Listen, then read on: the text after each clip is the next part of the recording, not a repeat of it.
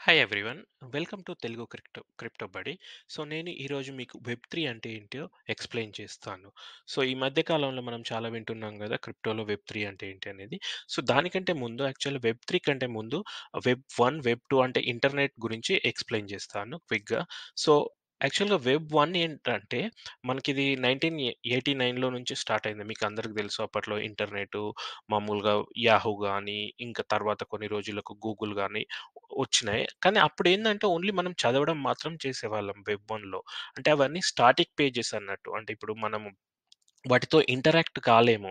So, ఆ screen మీద ఏముంటే అది చదివి అంతే ఇక దానికి మించి ఏం జేయలేమన్నట్టు. ఇప్పుడు మీరు జూడండి ఈనాడు వెబ్‌సైట్ ఉంది. మనం అందులో న్యూస్ చదువుతాం గానీ, మళ్ళీ మన ఇన్‌పుట్ దానికివ్వలేం గదా! సేమ్ అలానే స్టార్టింగ్‌లో అది వెబ్1 అంటారన్నట్టు. ఎందుకంటే మన నుంచి ఏం ఇన్‌పుట్ అంటే మనం ఏం ఎంటర్ జేయలేమన్నట్టు ఆ సిస్టమ్‌లోకి. జస్ట్ అక్కడ స్క్రీన్ మీద ఉండి చదవడం వరకే. అవన్నీ స్టాటిక్ పేజెస్ ఉండేటివి. ఇంటరాక్టివ్ ఏముండేది గాదు. ఓపెన్ సోర్స్ గాదు. సో, అది వెబ్1.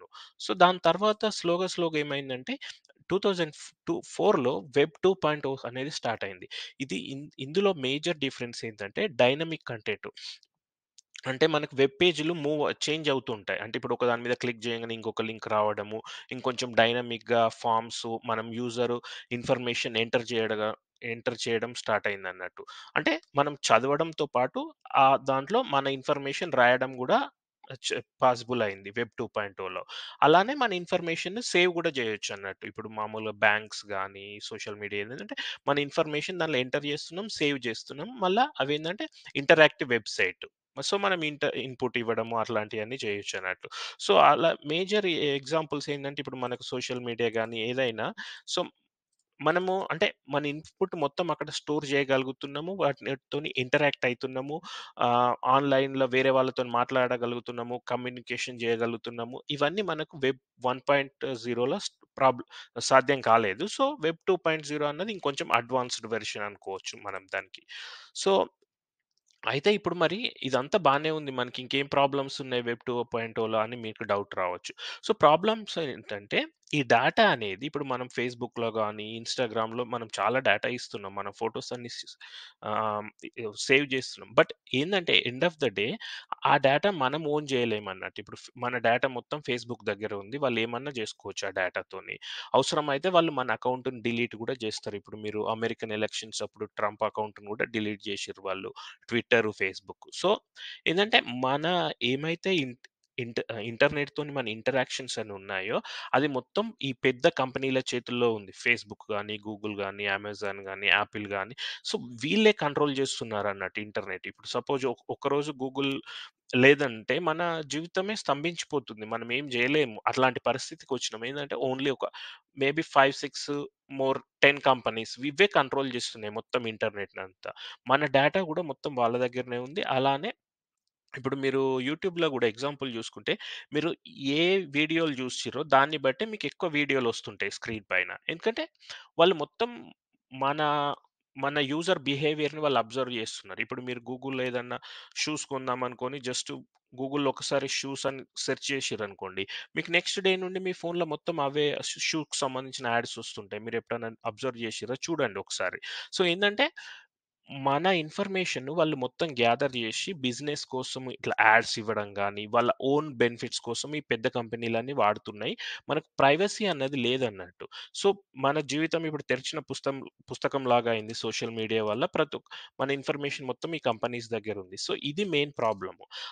అలా గాకుండా దాన్ని సాల్వ్ చేయడానికి ఏం చేశారంటే వెబ్ 3.0 అని వస్తుందన్నట్టు. సో, ఇది 2014లో గావిన్ వుడ్ అని ఇథీరియం కో-ఫౌండర్ స్టార్ట్ చేశారు. సో, దీనికేందంటే రీడ్, రైట్ అండ్ ఓన్ అంటే చదవడము, రాయడంతో పాటు నీ డేటా నువ్వే ఓన్ చేసుకుంటావు. నీ డేటాని ఎవరు కంట్రోల్ చేయలేరన్నట్టు. ప్లస్ ఇది డీసెంట్రలైజ్డ్. సో, మన డేటా మనమే ఓన్ చేస్తామని జెప్పాను గదా! సో, మనతో పాటు ఎక్కడికైనా తీసుకెళ్ళొచ్చు. సపోజ్ ఇప్పుడు నీకు సోషల్ మీడియాలో ఒక అకౌంట్ ఉంది. నీకు ఆ సోషల్ మీడియా నచ్చలేదు. వేరే దానికెళ్ళాలనుకో, నీ డేటా తీసుకెళ్ళి నువ్వు సేమ్ యూజర్ నేమ్. సో, నువ్వు కొత్త యూజర్ నేమ్ క్రియేట్ చేసుకోనవసరం లేదు. అదే పేరుతోని మళ్ళా నువ్వు వేరే దాంట్లో అకౌంట్ డైరెక్ట్ ఓపెన్ జేయొచ్చు. నీ దగ్గరే ఉంటుందన్నట్టు. సో, అలానే పర్మిషన్ లెస్. అంటే ఇప్పుడు మనకు వెబ్ 2.0లో పర్మిషన్ ఏంటంటే ఇప్పుడు ఫేస్‌బుక్ అప్రూవ్ చేస్తేనే మన అకౌంట్ ఓపెన్ చేసుకోవచ్చు. ఇక్కడ అట్లా ఏం లేదు. నీ అకౌంట్ నువ్వే ఓపెన్ జేసుకోవచ్చు. నీకెవరితోని పర్మిషన్ అవసరం లేదు. అలానే నీకొక యూనిక్ రికార్డ్ ఉంటుంది బ్లాక్ చైన్‌లో. సో, బ్లాక్ చైన్ ఈ వెబ్ 3.0 అన్నది మొత్తం బ్లాక్ చైన్ మీద బేస్డ్ అయి ఉంటుంది. నీకు నీ ఓన్ రికార్డ్ ఉంటుంది. సో, నీకెక్కడికి పోయినా నీ డేటా నీ దగ్గరే ఉంటుంది. అలానే ఇది మొత్తం ఆర్టిఫిషియల్ ఇంటెలిజెన్స్‌తోని కూడా వర్క్ అవుతుంది. సో, అది మనకు మేజర్ డిఫరెన్స్ అన్నట్టు వెబ్ 2.0కు వెబ్ 3.0కి. సో, ఇక్కడ ఈ లాస్ట్ సమ్మరీ షీట్‌లో జూసుకుంటే ఇక్కడ మనకు వెబ్ 1.0 అనేది రీడ్ ఓన్లీ అన్నట్టు. సో, అది సెంట్రలైజ్డ్. సో, వెబ్ 2.0 అన్నది మనం పార్టిసిపేట్ జేయొచ్చు. మనం డేటా ఇన్‌పుట్ ఇయ్యొచ్చు. బట్ స్టిల్ అది సెంట్రలైజ్డ్ అన్నట్టు. సెంట్రలైజ్డ్ అంటే ఏందంటే, ఈ ఈ చూసారు గదా! మీరు ఒక 10, 15 కంపెనీస్ ఉన్నాయి. ఇవే కంట్రోల్ జేస్తున్నాయి మొత్తం వరల్డ్ వైడ్ వెబ్‌ని. అదే వెబ్ 3.0 అనేసరికి ఏందంటే, నో ఇంటర్మీడియేట్ అంటే మధ్యలో ఎవరు ఉండరు మీడియేటర్స్. మనం మనది మనమే కంట్రోల్ జేసుకుంటాము. ఇది డీసెంట్రలైజ్డ్ అన్నట్టు. అంటే వికేంద్రీకరణ లాగా ఉంటుంది. ఒక ప్లేస్‌లో ఒక కంపెనీ అట్లా కంట్రోల్ చేయడం అనేది ఉండదు. మోర్ సెక్యూర్ అన్నట్టు. సో, ఇది వెబ్ 3.0 అందుకోసమే ఇప్పుడు బ్లాక్ చైన్, క్రిప్టో అంతా వెబ్ 3.0 వైపు అడుగులేస్తున్నాయి. సో, మీరు అబ్జర్వ్ చేస్తుంటే మనకి 20, 30 ఇయర్స్ కాలంలో ఇంటర్నెట్ స్టార్ట్ అవ్వడం నుంచి వెబ్ 3.0 వరకు వచ్చింది. సో, మీరు క్రిప్టోలో లాంగ్ టర్మ్ ఇన్వెస్ట్ చేయాలనుకుంటే ఈ వెబ్ 3.0లో కాయిన్స్ ఎట్లా ఉన్నాయా వాటి మీద రీసెర్చ్ చేయండి. వాటి మీద ఎక్కువ నాలెడ్జ్ పెంచుకుంటే మనకు యూజ్‌ఫుల్‌గా ఉంటుంది.